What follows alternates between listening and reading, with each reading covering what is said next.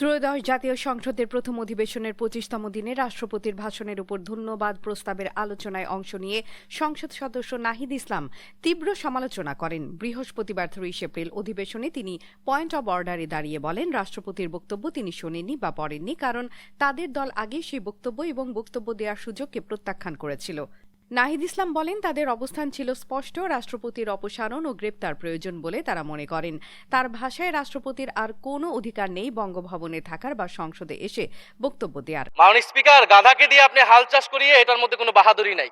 যেই রাষ্ট্রপতি জিয়াউর রহমানের বিরোধিতা করেছেন, সেই রাষ্ট্রপতি এখন জিয়াউর রহমানের প্রশংসা করছে। এখন তো চাইলেই বিএনপি রাষ্ট্রপতি পরিবর্তন করতে পারে সরকার। যেই রাষ্ট্রপতি অপসারণ প্রয়োজন, তাকে গ্রেফতার করা প্রয়োজন।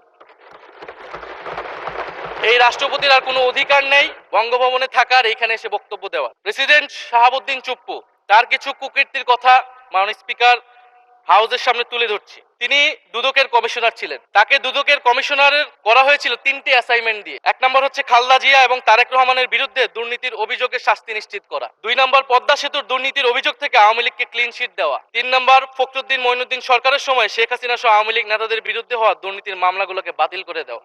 এমন একজন ব্যক্তিকে বিএনপি সরকার রাষ্ট্রপতি হিসেবে এখনো মেনে নিচ্ছে মাননীয় স্পিকার। এবং জুলাই গণহত্যার সময় তার ভূমিকা, ফ্যাসিবাদের সাথে তার সংশ্লিষ্টতা সবকিছু আমরা জানি। আমাদের দুর্ভাগ্য, এই দুর্নীতিবাজ, অপদার্থ, মিথ্যুক, গণহত্যার দোষর এখনো বাংলাদেশের রাষ্ট্রপতি।